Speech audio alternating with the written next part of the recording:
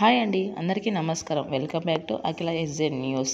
ఈరోజు తాజా వార్త అయితే మన సీఎం గారు ఆడబిడ్డ నిధి ఇస్తా అని చెప్పిన 1500 గురించి అయితే చెప్పడం జరిగింది.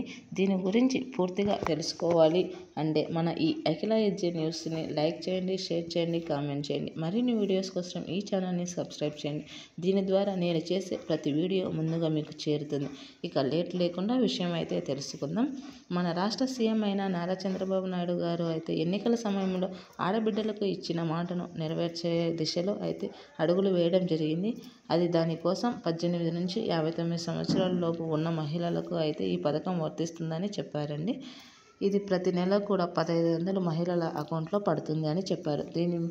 దీనిని వీరు పరిపాలనలో ఉండే 5 సంవత్సరాలు ఇస్తామని అయితే మాట ఇవ్వడం జరిగింది. దీనికి సంబంధించిన పనులు ఇప్పటికే వేగవంతం చేయడం అనేది జరిగింది. వీటిని ఏపీ రాష్ట్ర వ్యాప్తంగా ఉండే మహిళలకు అందరికీ వర్తిస్తుంది అని చెప్పడం జరిగింది. అయితే దీనికి కొన్ని షరతులు అనేవి ఉన్నాయి. ముందుగా వయసు 18 సంవత్సరాల నుండి 59 సంవత్సరాల లోపు ఉండాలి.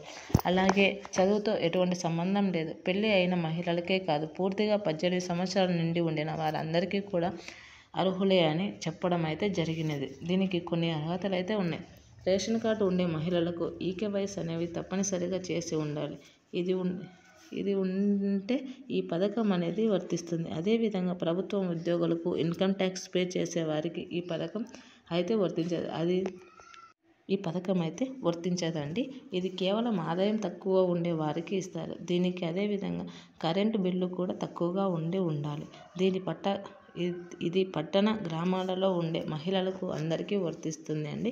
అదేవిధంగా పింఛన్ తీసుకునే వారికి కూడా ఇవ్వరు.